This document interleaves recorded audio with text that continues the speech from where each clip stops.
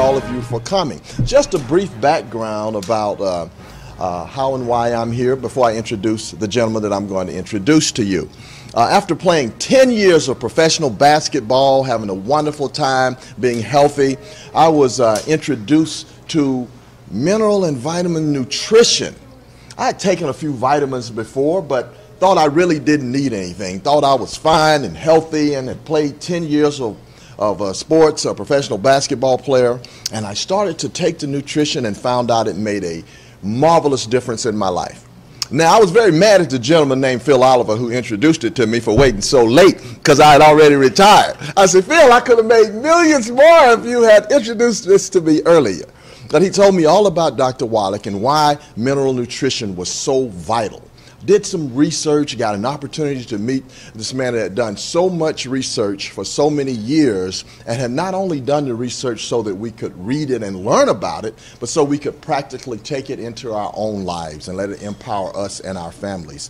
That was about 15 years ago when I met Doc. And I've been traveling with him and taking the products. I'm a very big fan of it, and it's impacted my life and so many lives of countless people that I've met and that many others have met all across the world.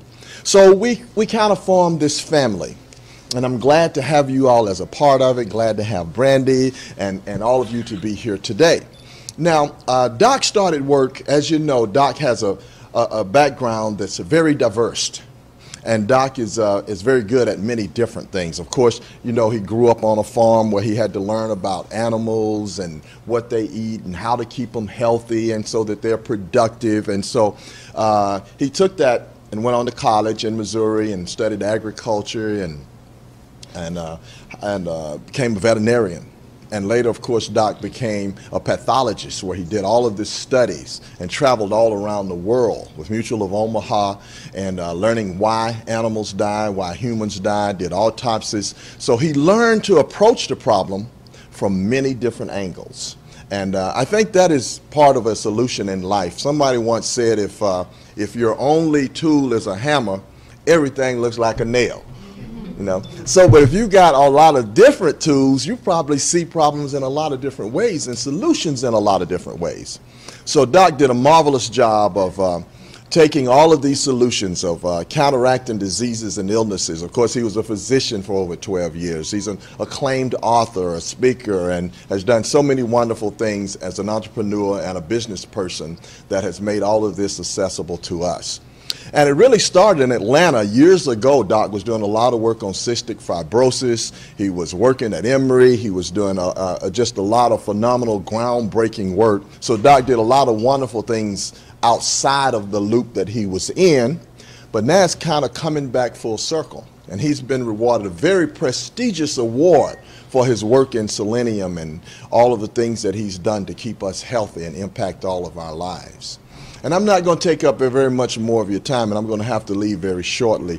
But I did want to take this opportunity to come and introduce you to Doc and let you know of our long-term relationship for over 15 years. And I'm very proud of the award that he's won. And we're all very fortunate and blessed to be here and have an opportunity to share this time with him. I don't know of anybody more knowledgeable of health and nutrition than Dr. Wallach. And I always like to say, after playing 10 years of NBA basketball, there's only one doctor I know better than Dr. J. And y'all know Dr. J, of course, who I had to play against for all those years in the NBA. And he was awesome. But this is the only doctor that's better than Dr. J. Let me present to you Dr. Joe Wallach.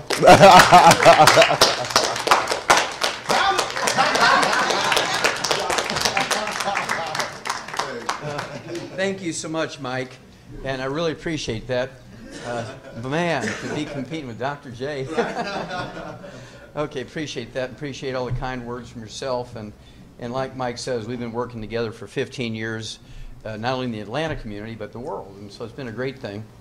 So at any rate, just to kind of complete the story that Mike started for you, as he pointed out, my background is different. I have a degree in agriculture, and in animals we don't have health insurance like we do for people. So we had to learn how to just get rid of the problem.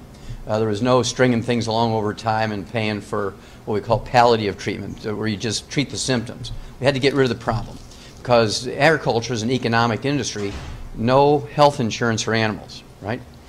And everything comes down to, as Mike said, again, production. More weight, more volume of milk, more eggs per pound of feed. That's the only way you can survive in the agricultural industry.